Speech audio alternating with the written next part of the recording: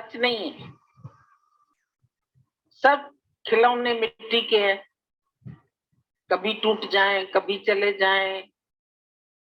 मेरे है भी नहीं, हम साथ भी नहीं लाए, अपना तन भी नहीं लाए साथ। हम दे दें गुरु को तन मन, हम दे दें, तुम्हारा है कहाँ जो तुम देंगी? क्या है तुम्हारा? क्यों मान के बैठे इसको अपना? क्यों समझ के बैठे कि मेरा घर है, मेरी दुनिया है, मेरे बाल बच्चे हैं, मेरा ये है? किस लिए? जगत की रीत देख तो रहे हो सब आंख से, कोई किसी का नहीं है, झूठे नाते हैं, नातों का क्या? शरीर ही नहीं है अपना, किसके लिए कर्म बनाते हो? किसके लिए सोचते हो? किसके लिए परेशान होते हो? क्यों मन के कहने में आ जाते हो?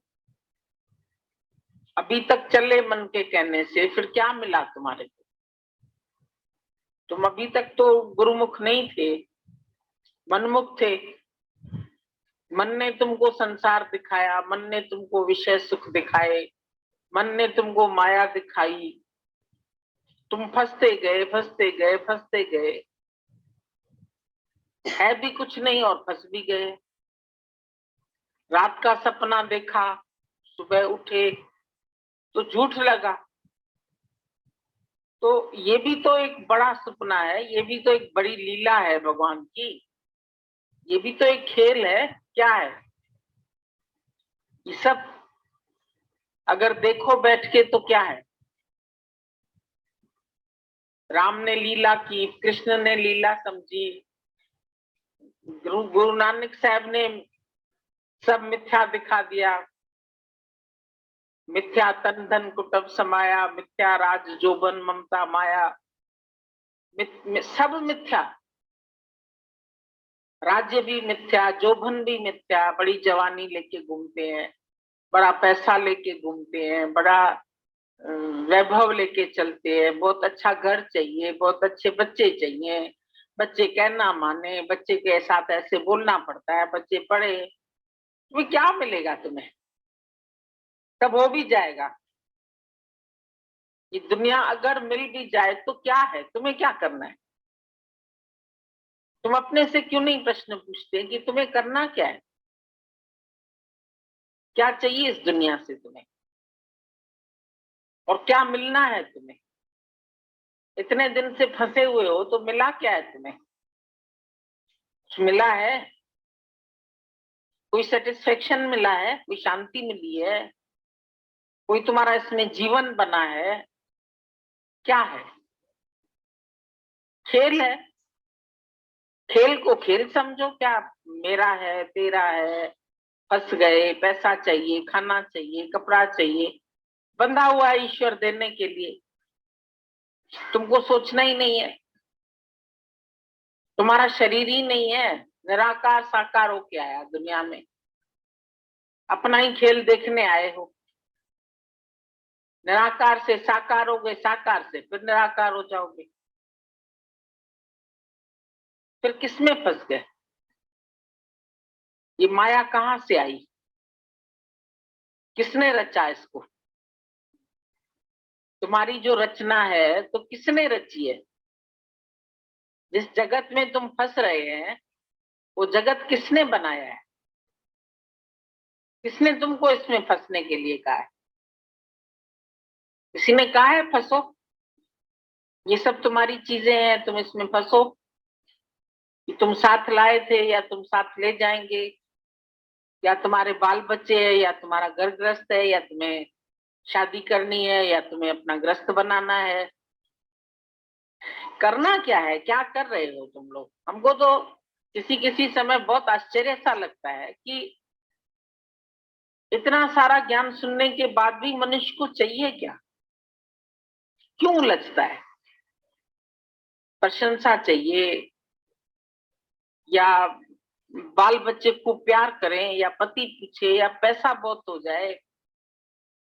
बहुत पैसा हो जाएगा तो खुश हो जाओगे? बहुत सब लोग पूछेंगे, बहुत माया मिल जाएगी, हीरे हीरे के लिए लालायत हो गया, तो क्या हीरा मिल जाएगा तो शांति हो जाएगी? छोटी गाड़ी थी, पहले बड़ी गाड़ी हो गई, फिर मिल गई, सब हो भी गया, तो भी क्या? आखिर मिला न जे रब और सब मिला तो क्या हुआ? दुनिया में दिल का मतलब पूरा हुआ तो क्या हुआ? तुम्हारी हस्ती आखिर है क्या? बताओ तो सही, तुम कहां से बने थे? कहां से आए हो? कौन हो? कहां से आए हो? कहां जाना है? क्या बन के बैठ गए? In the beginning was word, only word, शब्द, निराकार। निराकार से साकार हो गया, खुद ही हो गया ना, वो ईश्वरी हो गया, और फिर वापस निराकार हो जाता है। 5 तत्व से शरीर बना। ये 5 तत्व क्या है? आकाश, वायु, पृथ्वी, जल, अग्नि। आकाश का शेप क्या है? आकाश का आकार है, सूक्ष्म है। कोई आकार दिखाई देता है आकाश का? है? सोचो, सोच लो, आकाश कुछ चीज है, और फिर भी बोलते हैं आकाश। आकाश हो गया। उसके बाद वायु, आकाश में विचरती हुई वायु, उसका क्या शेप है? उसका भी नहीं है। उसके बाद जल, जल का कौन सा शेप है कुछ? थोड़ा थोड़ा स्थूल होता जाता है। आकाश के बाद वायु है, वायु चल रही है, हवा चल रही है कहते हैं, थोड़ा समझ में आती है। फिर जल है, जल में तरंग है, जल में बहाव है, और दिख रहा है थोड़ा, लेकिन उसका आकार तो कुछ नहीं है। फिर ताप, अग्नि। अग्नि का क्या रूप है? गैस में कैसे जलती है, मोमबत्ती में कैसे जलती है, चूल्हे में कैसे जलती है, कोयलों को कैसे जलाती है, अपना क्या आकार है उसका? ताप का कोई आकार है? नहीं है। और पृथ्वी, पृथ्वी भी विशाल है। इतने स्क्वायर मीटर तुमने खरीदी तो ये तुम्हारी हो गई। प्लॉट है, इस प्लॉट में भाई ये हमारे ससुर ने खरीद के रखा प्लॉट। अब उस प्लॉट में मेरा कमरा अभी कहीं नहीं है, अभी बाथरूम कहीं नहीं है, अभी ड्राइंग रूम कोई नहीं है। अभी क्या है? अभी ये सामने देख रहे हो, जमीन ही जमीन है, खाली गड्ढे पड़े हैं, मट्टी पड़ी है, गंद पड़ा है। अभी थोड़े दिन बाद फ्लैट बन जाएंगे, फ्लैट्स की कीमत हो जाएगी। वो इसके नाम फ्लैट निकला, इसके नाम हुआ, इसके नाम हुआ, इसके नाम बाद में बने ना। पृथ्वी पर तो नहीं लिखा है इतनी जमीन तुम्हारी है, इतनी इसकी है, इतनी इसकी है, है इतने स्क्वायर फुट। फिर आखिर ये भी छोड़ जाता है। बोल दो भले ही मेरी जमीन है, मेरा मकान है, मेरा फ्लैट है, मेरी जायदाद है, मेरा ग्रस्त है। कहां से आया तेरा ग्रस्त? तू कहां से आया? 5 तत्व से तेरी रचना हुई ना। 5 तत्व को तन रचो, जानो चतुर सुजान। निराकार है ना सब। अब निराकार से ये बन गई तुम्हारी स्थूल काया। कैसे बन गई? गर्भ में बनी, गर्भ में इन सबके सहयोग से बन गई। अंदर आकाश भी है, जल भी है, माँ से भोजन भी मिलता है। एकदम इतना तुम्हारा अणु छोटा था जो तुमको माइक्रोस्कोप से भी नहीं दिखता है। ऐसे ही कभी भी बाहर से मुझे कुछ करना है, इसका जतन ज्यादा नहीं करूं। अंदर ज्ञान को पहले, केवल ज्ञान जानने मात्र से ही धीरे धीरे जैसे, पर जानना जिसको सही मायने में, वो जानना नहीं है कि थोड़ी देर गुरु के सामने तो हाँ जी करिए फिर भूले बैठे हैं, वो जानना नहीं। जान जाते हैं ठीक तरीके से, तो इसलिए ज्ञान को पहले बोला गया। तो अपने आप ही आपका देखो वैराग्य, सही समझ, अंदर से जगत का भला हुआ अपने आप होने लगता। मन टिक तो जाए एक बार, मतलब इधर खिंच जाए मन। एक होता है संसार की तरफ खिंचा हुआ मन, और एक परमात्मा की तरफ खिंचा हुआ। तो आसक्ति हमारी किधर है अभी, ये चेक करो। केवल सत्संग सुनो नहीं, और अपने मन को पकड़ना सीखो कि अभी भी ये कौन से चिंतन को ज्यादा पसंद करता है। मैं मेरे के जगत के इस चिंतन को ज्यादा पसंद करता है, या इसको जो है ईश्वरी गुणों का चिंतन, परमात्मा की भक्ति का, गुरु की लगन का, ये चिंतन इसके अंदर में ज्यादा आ गया। इसी से पता लग जाती तुम्हारी आसक्ति किधर है। कुछ और समझना नहीं पड़ता बात में, मतलब जिधर झुकाव होगा दीवार उधर गिर जाएगी। अगर हमारा बहुत बहुत लंबे समय तक सत्संग छूटा हुआ है, ज्ञान ध्यान की भावना छूटी हुई है, अंदर में भी घर में बैठे हैं, तो फिर वही मैं मेरे में इतना मन उलझा हुआ है, उसका मतलब समझ जाना चाहिए कि अभी हमारे अंदर में जगत की ही आसक्ति है, विषयों की ही आसक्ति, परमात्मा में अभी अनुरक्त नहीं हुआ है। इसलिए भगवान मेरा काम करे ऐसी अपेक्षा मत करो। कल भी ये टॉपिक चल रहा था, भगवान को अपना स्वामी बनाओ, सेवक नहीं। सही समझ धारण करो, भगवान को अपना स्वामी समझो, ऑर्डर देने वाला नहीं है कि भगवान ये करना, भगवान ये करना। कभी कभी देखो सही शिष्टाचार हम अपने घर परिवार में भी नहीं निभा पाते, जिनके प्रति हमें स्वामी का भाव रखना है उनको भी सेवक समझ बैठते हैं। मम्मी से कहता मम्मी एक गिलास पानी लाना, मेरे को लगा बुरा लगा, तो तरीका है, तो अपने आप ले सकता है, इसके लिए ऑर्डर चला रहा। अभी आते हैं तेरे को दिमाग ठीक करने पड़ेगा। अच्छा पटाई लगाने आ रही तो पानी लेती आना, रहा वहीं का वहीं। तो क्या है अंदर में, नहीं है ना उसके अंदर शिष्टाचार, नहीं है संस्कार उसके अंदर, नहीं आ रहा उसको भाव कि मैं बड़ा हूं तो अपनी सेवाएं स्वयं संभालूं, मैं क्यों किसी को बोल रहा हूं ऐसा। तो आदमी से यही भूल होती रहती है। भगवान को भी बड़े सहज वो अपना सेवक सा मान लेता है। कहने को दिखाने को तो हाथ जोड़ रहा होगा, मंदिर जा रहा होगा, लेकिन ट्रीट कैसे कर रहा होगा, जैसे इनको मेरी बात माननी चाहिए। भगवान इतना भी नहीं किया, भगवान ऐसे भी नहीं किया, फिर ऐसे ऐसे उलाहने भी देने लगता। तो ये एक व्यर्थ की चंचलता है। भगवान मेरा काम करे ऐसी अपेक्षा नहीं करनी चाहिए। भगवान को अपना स्वामी बनाओ, सेवक नहीं। रामकृष्ण परमहंस को कैंसर हो गया, तो शिष्यों ने कहा आप काली माता से कहिए। परमहंस ने कहा एक छोटी सी बीमारी के लिए मैं अपनी माता को कष्ट नहीं देना चाहता। कितना सुंदर जवाब। शिष्य भी सुनकर के अवाक रह गए। जिस माँ काली से इनका इतना घनिष्ठ, ऐसे भावनात्मक इतना सुंदर संबंध है, माँ इनको हर समय दर्शनता देती रहती हैं, लेकिन ये इतना अपने देह अध्यास से ऊपर है, इतनी भक्ति में अपने पूर्ण है, इनकी भक्ति इतनी निष्काम है, इतनी बिल्कुल भगवान से विशुद्ध भक्ति है, इनको देवी माँ से ये नहीं लग रहा कि भगवान मेरा ये कष्ट दूर कर, ये कहने का मन नहीं करता। बोले इतनी सी बात के लिए माँ को परेशानी दूं। भाव कितना ऊंचा है इनके अंदर।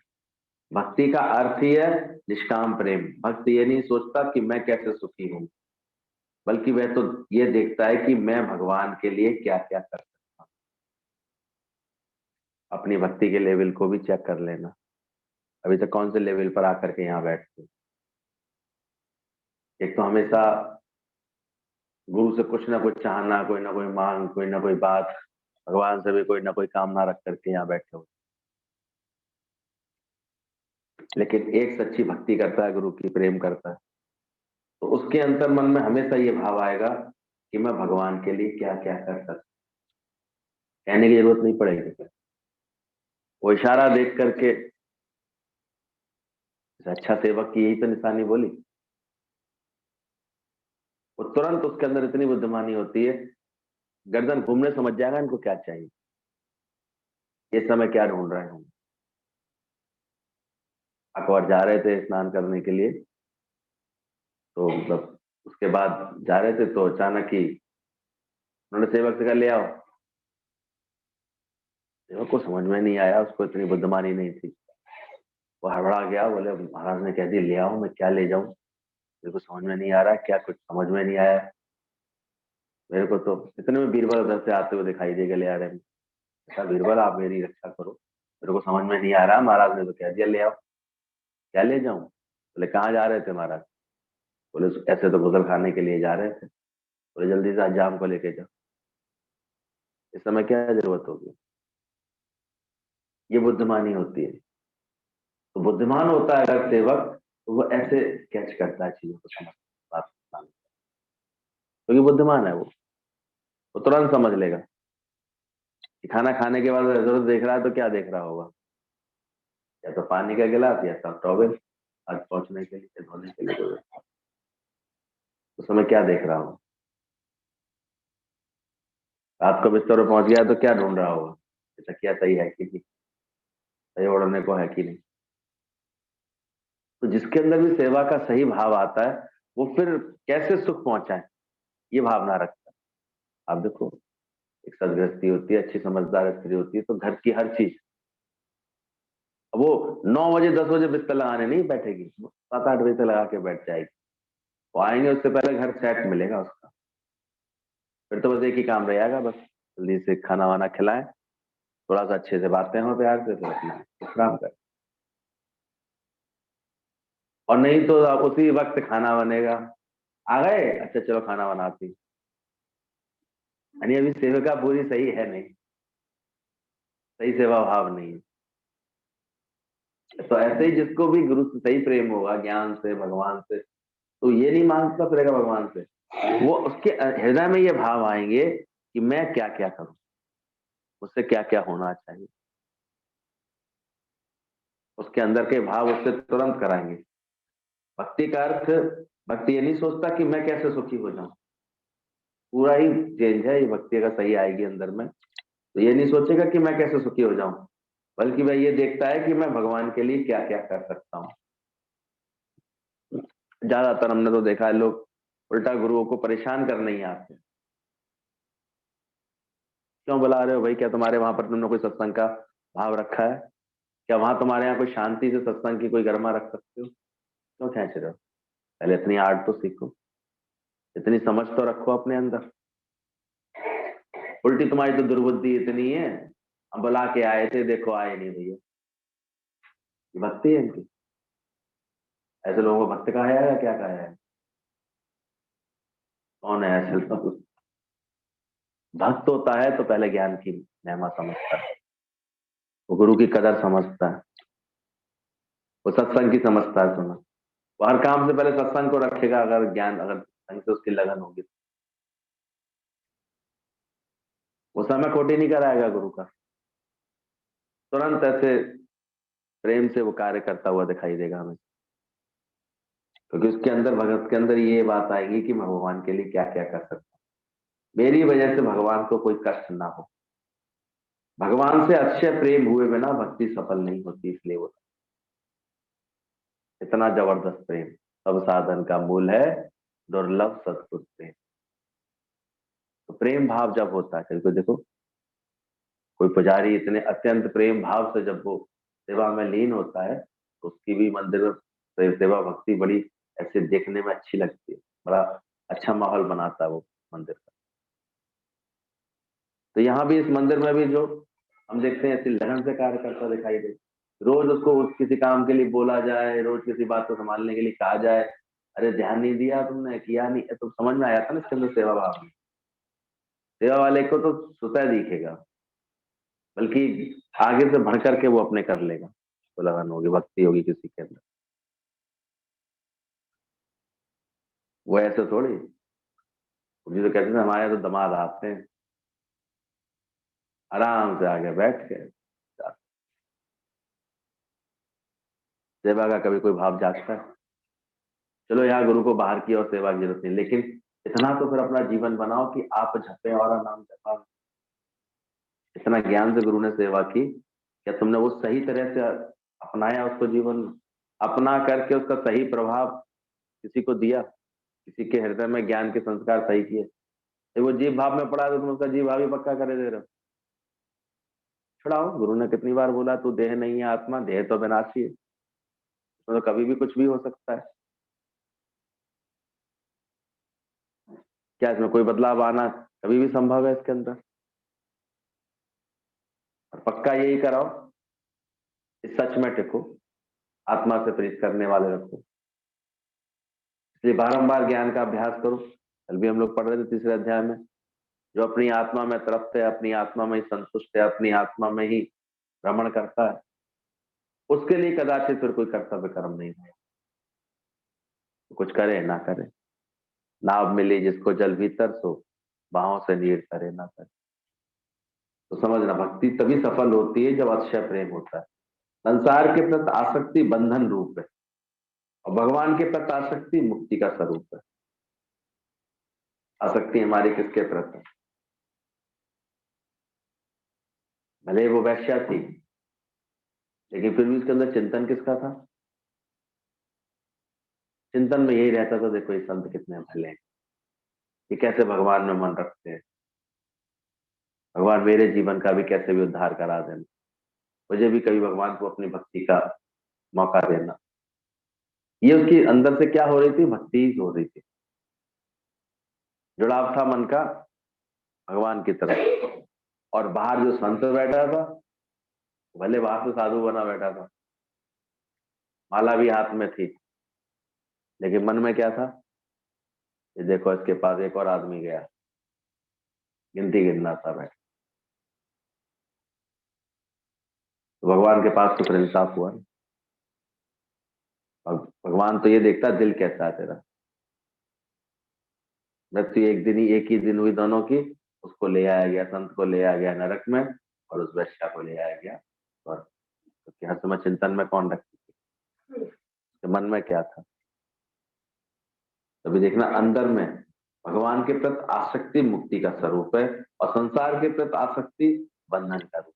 ये ज्ञान तो अंदर होना चाहिए कि मेरा मन अभी किस ओर आकर्षित है, किस ओर आसक्ति है उसकी, क्या चाह रहा है। धीरे धीरे गुरु यहाँ बैठाल करके हमारा मन उस परमात्मा की तरफ आसक्त कराता है। उसके प्रथम भक्ति संतन कर संका, द्वितीय भक्ति सुनकर था प्रसन्न। गुरु यहाँ इतना अपने स्वरूप पर इतना आशिक कराता है, इतना आशिक कि आप पर आप हम आशिक हैं। अब दोस्तों, आशिक होकर औरों पर तकलीफ उठाएं क्या जरूर, ऐसी मस्ती कर। ये बहुत दिनों से ये बात अभ्यास नहीं करते लोग। और स्वयं पर इतना आशिक होना चाहिए, मेरा स्वरूप ही इतना विशाल है, पूरा का पूरा परमात्म तत्व मेरे अंदर समाया हुआ है, उस पर आशिक क्यों नहीं हो रहे? गुरु से प्रेम रखकर, गुरु की लगन रख के, गुरु में भगवान जान करके दूसरा ये कार्य करो। सब में मैंने भगवान जाना, सर्व में मैंने भगवान जाना। जो सही अभ्यास कर रहे होंगे वो तो आगे बढ़ रहे होंगे। बाकी तो हम देखते हैं जगत के आकर्षण, जगत की आसक्तियां उसको फिर बांधते देते।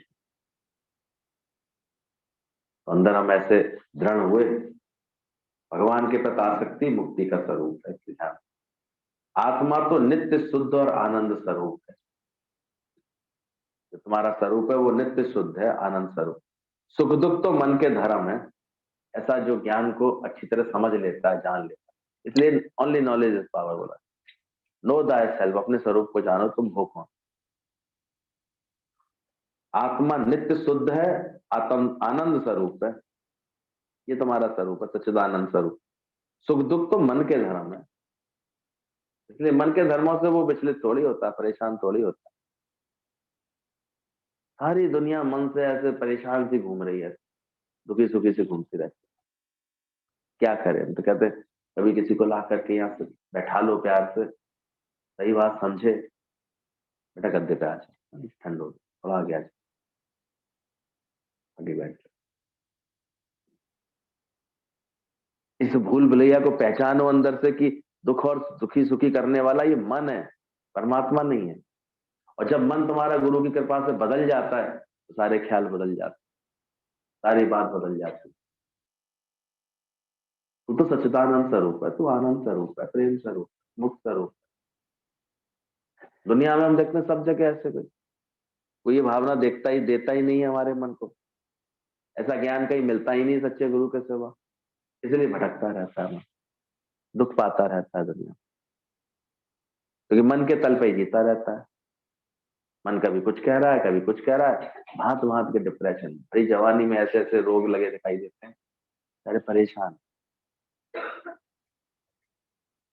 नहीं आती समझ, सारे समय शरीर की चर्चा करना, फिर जिद करना, फिर ऐसे करना। सारे माता पिता ऐसी व्यवस्था में जीते दिखाई देते हैं कि नहीं दे पैसे उनको खर्च करने के लिए तो बेचारों की मुसीबत, तो दंगे काटते दिखाई देते हैं वो, और दे देते हैं तो बिगड़ते दिखाई देते हैं, भटकते दिखाई देते हैं। अजीब स्थिति हो जाती, क्या करें। इसलिए बचपन से ही इसको ठीक रखना चाहिए, ये बात समझनी चाहिए कि तू आत्मा तो नित्य शुद्ध और आनंद स्वरूप है। इसलिए सबको कह रहे गुरु के द्वारे आना ही बहुत है। ये बात बैठे यहाँ पर समझे ये बात, तो उसके अंदर में सही कॉन्फिडेंस लेवल आए, भाई तू कौन है, क्यों समझ रहा है अपने को कमजोर, क्यों दीनहीन हो गया, क्यों अंदर से परेशान हो गया। तू आनंद स्वरूप है, तू आत्म स्वरूप है, अपना मूल पहचान। लेकिन मन यहाँ भी एक खेल करता रहता है। कुछ दिन पहले कोई आया तो ऐसे, तो थोड़ी देर दुखता, थोड़े दिनों उस बातों का, कुछ बातें ठीक हो जाती हैं, फिर मन कहता है अरे आप यहाँ चाहिए पूरा अभ्यास। जब 7-8 साल लग करके कोई अभ्यास करता है तब उसके अंदर में ये पकड़ पूरी क्लियर होती है कि अरे भाई मैं, ये मन अलग है मुझसे, मैं तो आत्म स्वरूप, विभाग होता है उसका, फिर भटक जाता है मन।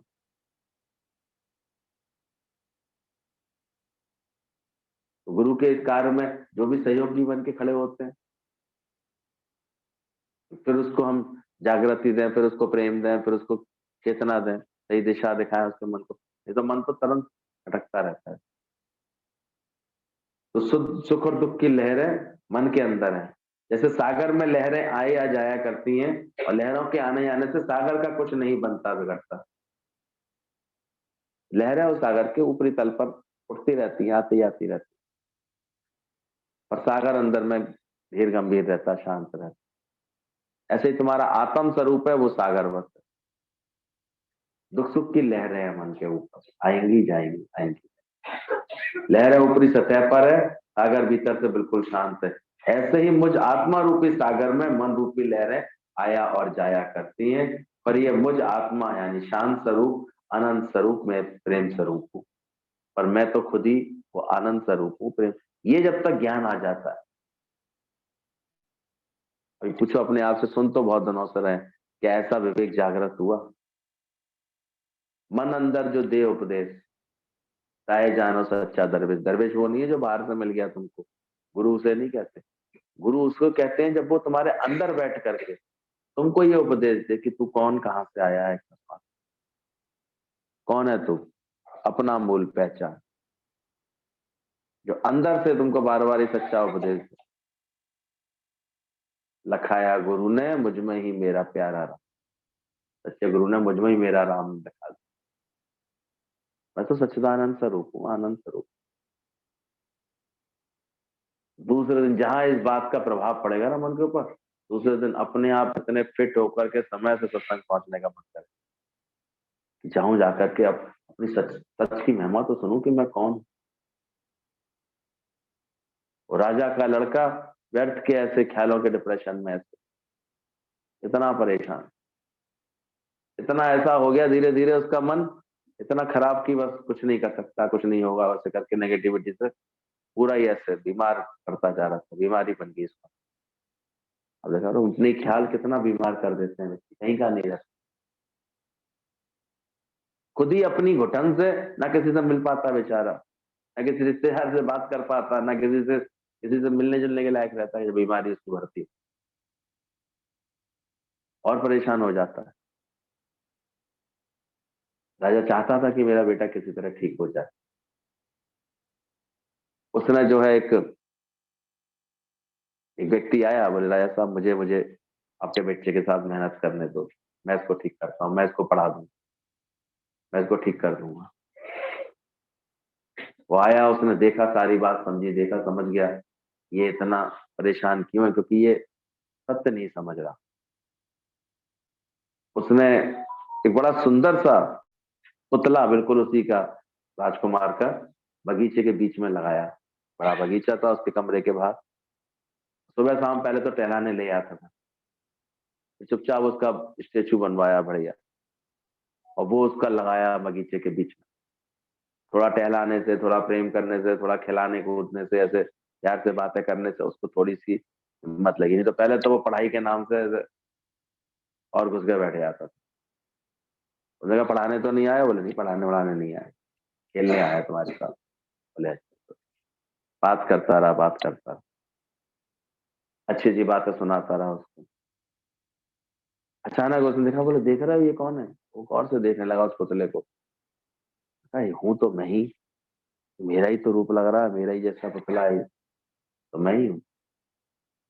और उसे अंदर अंदर लगे मैं, लेकिन ऐसा नहीं दिख रहा हूँ, इसमें तो बहुत सुंदर दिख रहा हूँ पुतले में, है तो ऐसा नहीं। बोला पहचानो ये तुम ही हो। बोले ये मैं कैसे? अब उसको वहां पर खड़ा होना बैठना अच्छा लगने लगा। बार बार वो, बार बार उसको उसका रूप दिखाता कि तू ये है, देख ऐसा है, ऐसा भी हो सकता है, ऐसा ही बन सकता है, इतना अच्छा भी हो सकता है। तो अंदर अंदर बड़ा अच्छा लगे। और उसकी इतनी ज्ञान की बातें, सुबह शाम टहले उसके साथ, उसको देखे, कभी कभी चुपचाप अकेले में आके उसके साथ बैठ करके देखे, मैं ऐसा हूँ, मैं ऐसा हो सकता हूँ। अब उसका अंदर का सारा मानसिक जो दबाव था, प्रभाव था, खत्म हो, धीरे धीरे खत्म होता जा रहा था। किसी पर आरोप लगा के छोड़ना कितना आसान है, तो संवार सकते हैं उसको, अच्छा भी तो बना सकते हैं चाहे तो। ये गुरु कला सिखा, युक्ति से, प्रेम से, कुछ अच्छी बात बोल करके, अच्छा प्रभाव दिखा करके। दादा भगवान के पास भी एक बहू थी ऐसी, नहीं था उसको कोई कर्म करने का, ऐसे कोई सही बैलेंस नहीं था, सही समझ नहीं थी, नहीं कुछ आता था। बाकी दुनिया में तो सब लोग ऐसे तिरस्कारी कर देते, बुराई कर देते, बुराई थोप करके अपने को बड़ा अच्छा समझते, मैं बड़ी बढ़िया जी बेटा।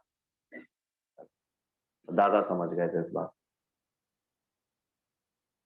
वो उसके मन की कमजोरी को पहचान गए। कहते दादा प्यार प्यार से उसको इतना प्रेम देते, उसको इतनी उसकी तारीफ करते, उसी से अपनी काम करवाते, अपने कपड़े प्रेस करवाते, उससे अपने लिए भोजन बनवाते, फिर प्यार से जैसा भी जला पका लाती, तारीफ कर करके खाते उसके सामने, खुशी करते। धीरे धीरे उसे दादा से इतना अंदरूनी प्रेम हो गया कि वो करते करते वो अपनी हर, उसने हर बात को सीखा भी, समझा भी। और बाद में वही वही बहू थी जिसके मुख से ही शब्द निकला था, मेरे ससुर तो मुझे बड़े बड़े हीरे दे गए, कहती थी अंत। उसकी मन स्थिति इतनी अच्छी कर दी। ये तरीका तो ज्ञान का होता है। किसी के लिए भी कोई भी धारणा बना करके, भाव बिगाड़ करके छोड़ना, ऐसे करना, खुद भी दुखी रहना, तो वो दुख, ये अज्ञानियों का काम होता है। तो उस बच्चे ने धीरे धीरे मेहनत करी, और उसके अंदर में ये एक जागृति थी, समझ दे दी। अब वो धीरे धीरे ठीक होने लगा। अब बगीचे में घूमना, आना जाना उसे अच्छा लगा। धीरे धीरे वो अपने स्वरूप में जागने लगा। उसका सारा सारा बीमारी का प्रभाव मिट गया, स्वस्थ हो गया। धीरे तो हम भी परमात्मा की संतान हैं, तो किसी ने बताया? सबने एक बस टैक्स बॉर्न समझ लिया, अपने को शरीर से उत्पन्न समझ लिया, माँ बाप की संतान समझ ली, और उन्हीं के संस्कारों का प्रभाव आ गया ऊपर। तो इसमें कैसे कैसे मन लगे बच्चे का तुम्हारे घर में? है तुम्हारा माहौल ऐसा दे रहे हो उसको, किसको अच्छा लगे? जब उसे घर में घुटन हो रही है, घर में मन नहीं लग रहा, घर में व्यवस्था अच्छी, तभी तो वो ढूंढ रहा है मैं कहाँ जाके शांति पाऊं। जाता फिर भटक जाते हैं, उन्हें कोई ना कोई दोस्त जाकर के गम गलत कराया था, ले ले उठ पी ले, चल जा, टेंशन मत ले, पी ले, थोड़ा शांति रख। पीने से एक नींद आ जाती है उसको बेचारे को, तो सोचता है मैं सही कर रहा हूँ, क्या कर। बाकी अब उसकी एक गलत हरकत के बाद उस पर डांटना डपटना तो सब शुरू कर देते हैं। फीलिंग अभी भी कोई नहीं समझता। ये दुनिया होती है, बात उसकी फिर भी कोई नहीं समझ रहा। गुरु ये दर्द जगाता है।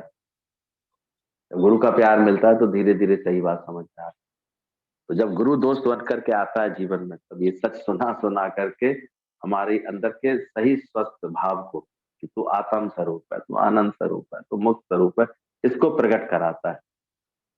और मन जो सुख दुख पैदा कर रहा था वो धीरे धीरे लहरें शांत होती, अपनी महिमा में आता है जीवन।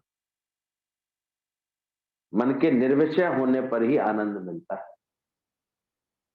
एक और सत्य गुरु बताता है बैठ करके, क्या तुम्हारा मन निर्विषय होता है? यार विषय मतलब 5 विषय रहता है, शब्द स्पर्श रूप रस गंध, इसी में ही तो भटकता रहता है।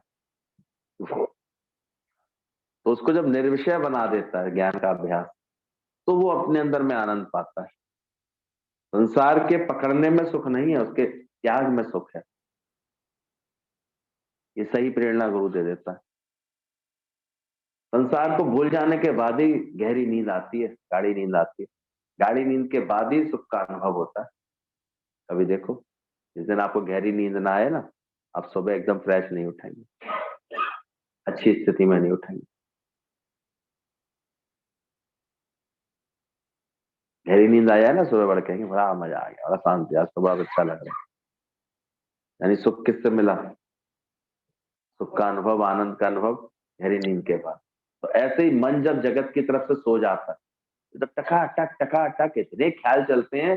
किसी किसी को तो ऐसी ख्याल की बीमारी, हर वक्त बत्ती लुभलुपा रही है, चले आ रहे हैं, चले आ रहे हैं, विचार चले आ रहे हैं, शांति नहीं रह पाता विचार। तो पकड़ने में सुख नहीं है, उसके त्याग में सुख है। संसार को भूल जाने के बाद ही गहरी नींद आती। ऐसी गहरी नींद आई जगत महला, ज्ञानी ने अपना अनुभव लिखा है। ज्ञानी ने गुप्त खजाना पा लिया, जो खजाना गुप्त था मेरे अंदर वो पा लिया उसने। यदि विषयों में आनंद समाया होता तो सबको एक समान आनंद नहीं मिल गया होता।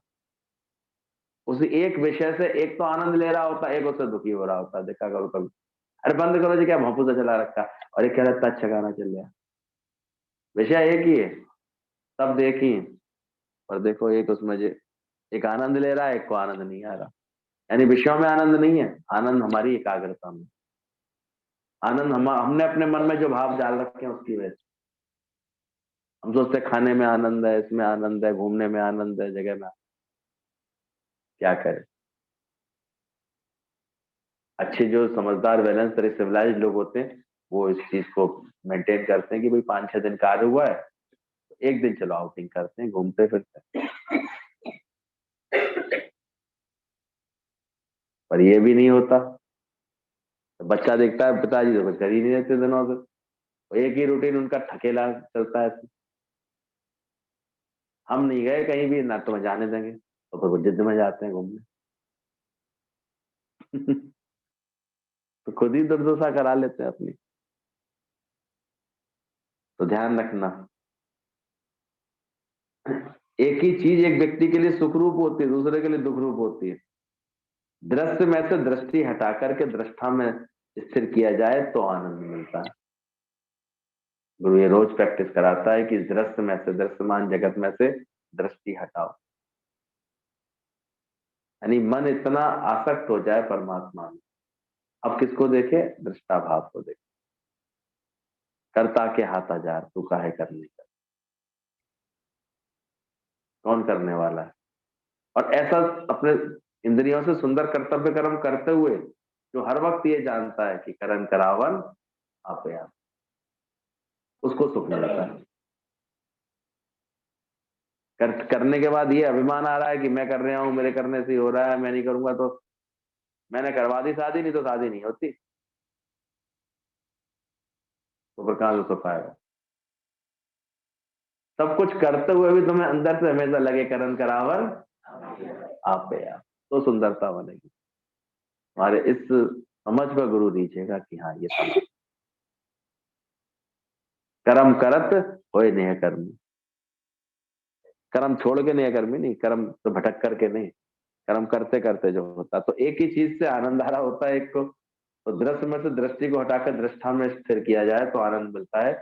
दृश्य को दृष्टा बनकर देखो, दृश्य हवा का झोंका है। ये सब जग अदला बदली है, एक साक्षी ना बदला है, एक चेतन ना बदला है, मैं ना बदलने वाला और परिवर्तनशील आत्मा हूं। ऐसा जो बोध करता है, ऐसा जो ज्ञान प्राप्त करता है, वही सही मायने में आनंदित है। दृश्य को दृष्टा करके देखो, दृश्य हवा का झोंका। जो भी चीज है सब बदलने वाला है। साक्षी भाव से हर घटना को, अज्ञानी देखता है तुरंत तुरंत उसमें रिएक्शन आएगा, उसे परेशान हो रहा है, कभी सुखी हो रहा है, ये बहुत अच्छी बात थी, अरे भगवान ये बहुत गलत हो गया, ये बहुत खराब हो गया, देखो ऐसे क्यों कर रहे हैं। तो दृष्टा नहीं रह गया, अब उसमें वो राग और द्वेष करके शामिल हो गया। ज्ञानवान सारी घटनाओं क्या देखता है? दृष्टा, साक्षी। अच्छा ऐसा भी हो रहा है, बड़े आराम से वो अपने आनंद स्वरूप में रहता है हमेशा। जो पिक्चर देख रहा हूँ, सारी पिक्चर चल रही है बस। इसलिए धीरे धीरे सारे दुख सुख की फीलिंग उसके अंतर्मन से दूर हो जाती है। उस दिन ज्ञान से दिल लगा के देखे, सत्संग बैठ के देखे कोई व्यक्ति, उसके अंदर से क्या गायब होने लगता है, अंदर से ही समझ आ जाती है ये सब जग अदला बदली है, एक साक्षी नहीं बदलता, एक चेतन नहीं बदलता। दुनिया कदली का वन है। ये कदली के वन यानी केले के वन में क्या है, कितना भी छीलो छीलो छीलते चले आते, कुछ मिलने वाला है ही नहीं। वो अपने से प्यार करना शुरू कर दे, सही समझ आ जाती है उसके अंदर। मैं ना बदलने वाला परिवर्तनशील आत्मा हूं। कभी कभी मन में इतना ख्याल बैठ जाता है। कोई बीका नाम का था, बड़ा परेशान, बड़ा अंदर से दुख लगता था, परेशानी क्यों पैदा किया भगवान को, जब मुझे देना ही नहीं था तो पैदा क्यों किया, क्या जरूरत थी भगवान ने मुझे। भगवान को सारे समय उलाहना देता रहता था, कोई अच्छी बात समझाए तो उससे बुरा मानता रहता था। बातें आ रही हैं तो मैं तो भगवान को मुझे देना नहीं चाहिए था, अब इतनी गरीबी में रखा है, मुझे ये भी नहीं दिया है, मुझे वो भी नहीं दिया है, ये बड़ा परेशान है। हर एक से लड़े भेरे हर समय यही करता था। एक संत को करुणा जागी उसके ऊपर, तो कहते हैं तू इतना परेशान मत हो, चल मेरे साथ चल। कहाँ जाऊं, क्या करूं, मेरे को कुछ है भी, खाने को भी है, कुछ है नहीं, कैसे। हमेशा यही कहता रहा। बोले चल तो सही मेरे आश्रम। बोले सब देखें आश्रम आश्रम में, फिर लाल हो गए, फिर बाद में पैसे मांगते हैं सब लोग, सबको पैसे चाहिए, और ये भी धारणा बन गई थी। संत प्रेम मारा था, बोले चल तो सही, मैं कुछ नहीं लूंगा। गया वहां, 2-4 दिन उसे ढंग से खाना पीना मिला, सही वातावरण मिला, अच्छी ज्ञान की थोड़ी वो समझ मिली, धीरे धीरे उसको जो भूख प्यास से मन व्याकुल था उसके अंतर अंतर्नियत है। बस ये ज्ञान का अभ्यास नहीं छूटे तुम्हारे जीवन का, तुम तो देखा एक एक व्यक्ति ऐसा राजकुमार जैसा बन जाता है, अच्छा बन जाता है। तो ज्ञान से दिल लगाना पड़ेगा। अभी तो मन के धरातल पे ही जीने का मन कर रहा है, आज मूड ऑफ है, उसने ऐसे कह दिया मूड ऑफ है। तो कभी कुछ सीखेगा कि नहीं सीखेगा। सही प्रेम जो करना सीख जाता है ना, सब कुछ अच्छा हो जाता है। तो सुख तो अपनी आत्मा में है, विषयों में क्षणिक सुख है। जो ये समझ में आने लगता है तो मैं स्वयं सुख स्वरूप हूँ, आनंद स्वरूप हूँ, तो मन विषय से हटने लगता है। जितना ज्यादा मन विषयी होता है उतना ही चंचल होता है। जो जो चीज हमारे मन को बहिर्मुखी करती है उनको छोड़ने में देर नहीं करनी चाहिए, साधक वीर होता है। Brave man who can say no. ये चतुराई, और जो जल्दी से ज्ञान में आकर के सीख जाता है, समझ जाता है कि विषयों के सुख तो क्षणिक है। भले थोड़े सुख कुछ समय वो यहाँ पर भी ये सुख लेता है, भजन सुनने का सुख लेता है, कुछ देखने का सुख लेता है, कुछ ज्ञान का श्रवण का भी सुख मिलता है उस समय को, लेकिन उसके बाद वो जान जाता है इन सबसे बड़ा है मेरा स्वरूप का सुख। अंदर अंदर पहले तो उसका विवेक जागृत होता है, जो सुख पायो राम भजन में, तो सुख ना अमीरी में, मन लागो मेरो यार सुखी। परमात्मा पालने नहीं बनने में जो सुख है वो और किसी चीज में। ऐसे करके उसके अंदर समझ आने लगता है कि मैं खुद आनंद स्वरूप हूँ, तो मन विषय से हटने लगता है।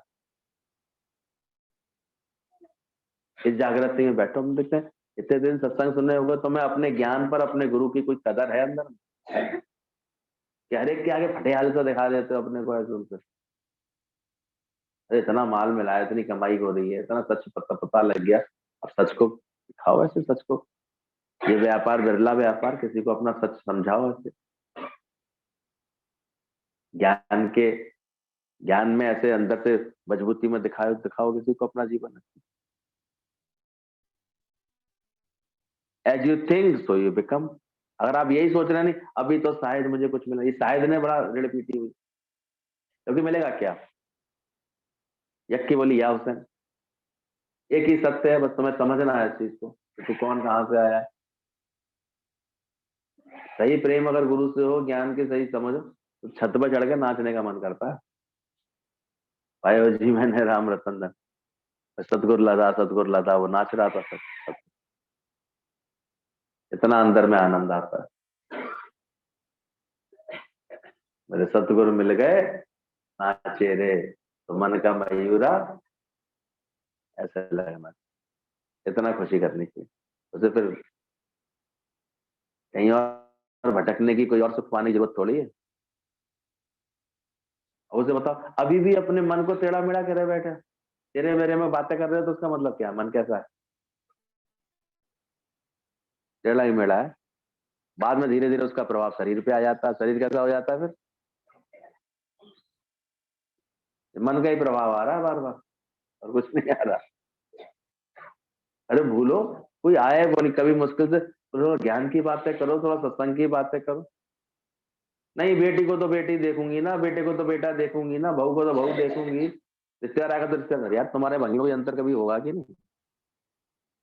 कब से सुन रहे हो ये विचार, और खूब लिख भी देते हो, सुना भी आते हो, और अंदर से कोई भंगी पना नहीं आ रहा। अंदर से जाए ना, कौन आएंगे तेरे यहाँ? तभी तो ज्ञान की ऐसे वो दिखा, ज्ञान का आनंद दिखा अपने जीवन में, आचरण में। इसका आनंद लेते दिखाई दो, जरूरी है। ज्ञानी के मन सदा आनंद, वो तो है ही नहीं उसके अंदर में कोई दूसरा ख्याल, तो हर वक्त ऐसे आनंद में झूमता है। क्या जरूरत है? हर जगह वो तो उसके उसके तो दर्शन करने, उसके तो कहते हैं खुद भगवान जाते हैं, आराम से सो रहा था अर्जुन, लेकिन रोम रोम से क्या निकल रहा था? हरे कृष्ण।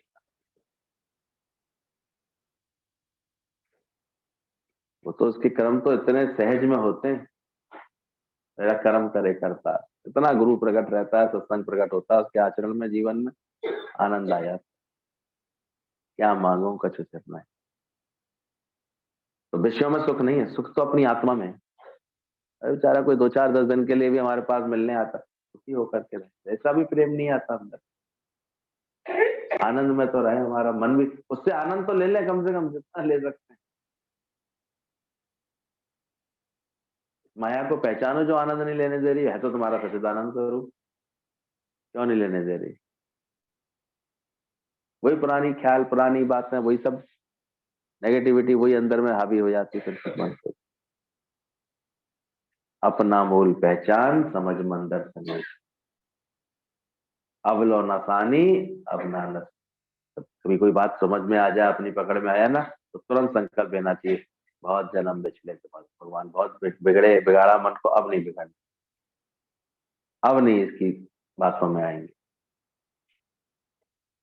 जान लिया जब हमने, ये तो मन जितना अधिक विषयी होगा उतना ही चंचल रहता है।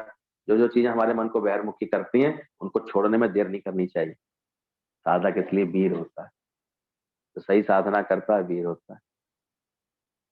मान लो अगर कभी कोई शब्द बेशब्द ऐसे निकल करके किसी को हर्ट करा, तो उसे सॉरी बोलने में, उसको फिर से उसको मैसेज लिख करके उसको बात को संभालने में देर थोड़ी लगती है। शांत रहता है, कर लेता है।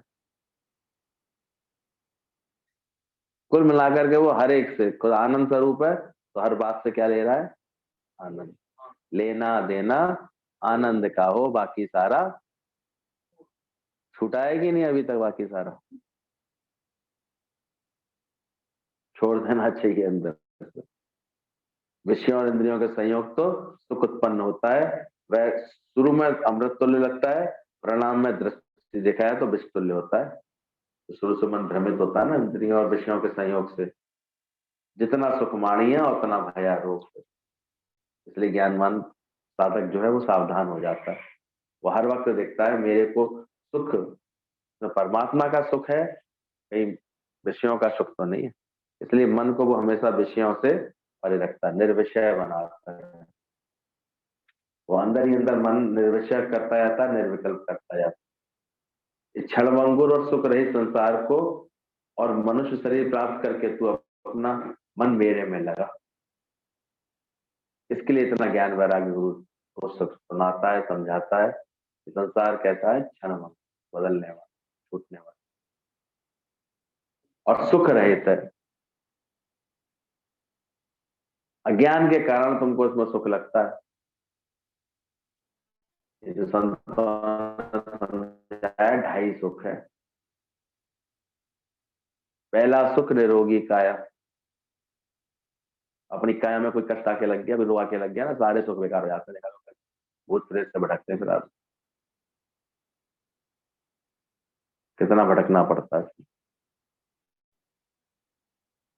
शुक्राने गाते हो, शरीर भगवान ने ठीक रखा। सुबह उठ करके दादा ने इसलिए बताया, सुबह उठ करके ढंग से यूरिन भी पास हो जाए, तुमने शुक्राना गाया। गहरी सांस उठ करके ले पा रहे हो अच्छी से, तो शुक्राने गा रहे हो। एक गिलास पानी भी पी पा रहे हो, उसका शुक्राना गाया तुमने। तो अंदर सीखना है। ज्ञानवान इतना हर वक्त शुक्राना करते हो जीता है।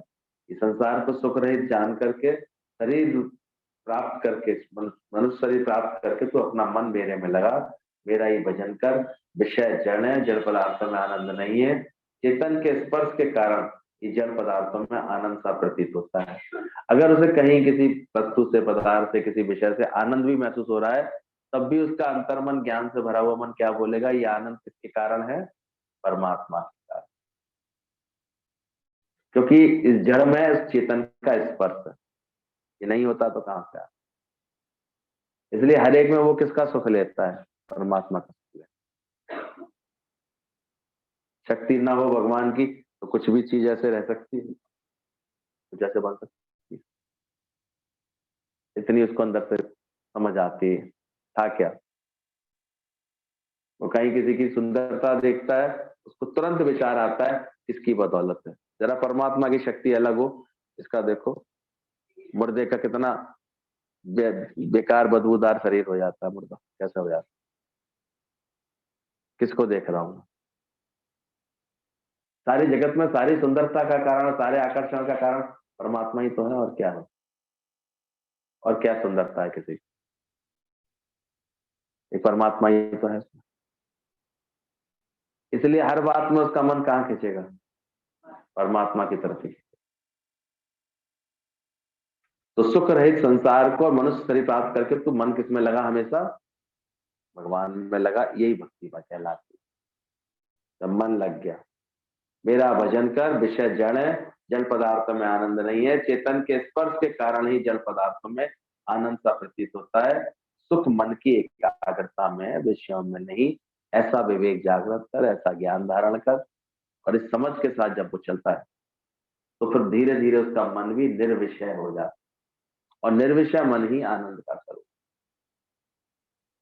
मन में अगर विषयों का चिंतन है, विषयों से राग है अभी, तो ये आनंद लेने नहीं देता। सच्चिदानंद आनंद नहीं आता है, फिर भटकाता है, फिर भटकाता है। तो साधक ना साधक अपने को आनंद स्वरूप बनाता रहता है। जब जब आनंद मिलता है, चेतन परमात्मा के संबंध के कारण ही मिलता है। ये भी ध्यान। जहाँ परमात्मा अपना ऐसे दिखा देता है तो देखो वहां से फिर आनंद मिलना खत्म हो जाता है। आनंद नारायण का ही स्वरूप है। इसके कारण जीव सुख को संसार में ढूंढता है। ज्ञान के कारण जीव सुख कहाँ ढूंढने लगता है? संसार में। पर गुरु ने बताया आनंद का सागर हर दिल में समाया, पर हम ये समझे गलती से ये विषयों से आया। तो आनंद का सागर कहाँ है? तेरे पास। अब जरूरत है तो ये किसी की समझ जाएगी जिस दिन, तो तब ये छुट्टियां आएंगी। छुट्टियां नहीं आएगी, मम्मी पापा गए कैसी मेरा मेरा आनंद इतना खोटा है मेरे पास, मेरा आनंद कौन छीन सकता है। मैं सच्चिदानंद स्वरूप हूँ।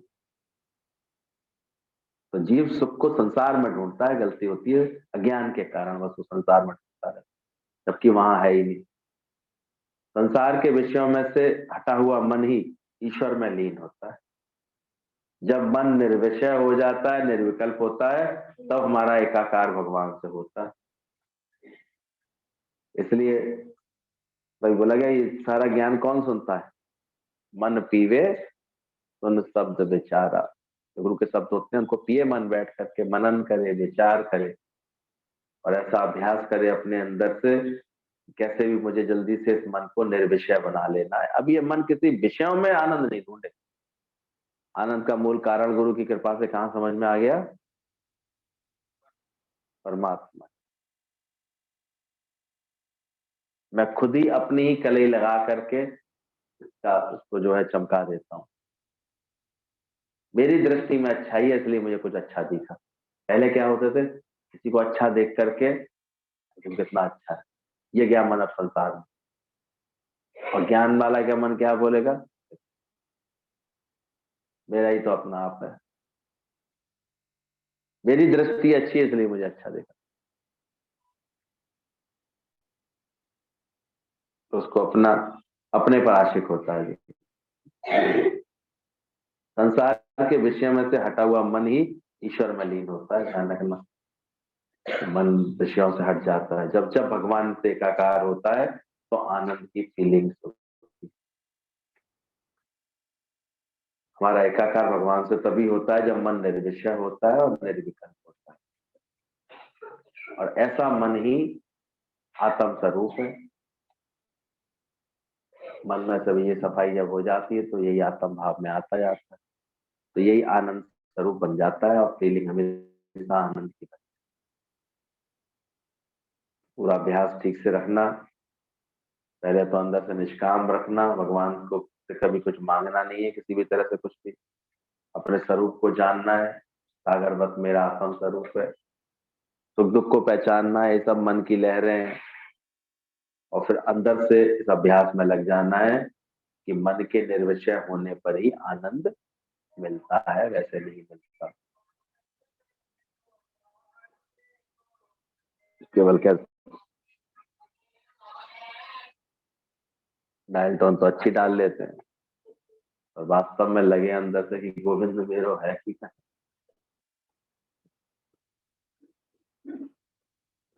घर पहुंचते ही पति मेरो है, बच्चों मेरो है, जाने कौन कौन सी धुन बजने लगती। ये धुनें बंद हुई है कि नहीं हुई है? कौन है तेरा?